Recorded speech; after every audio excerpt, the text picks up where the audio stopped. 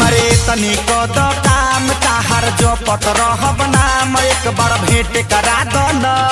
तू अपना छोटा की बहिन से हमार सेट करा दो न। तू अपना छोटा की बहिन से हमार सेट करा दो न।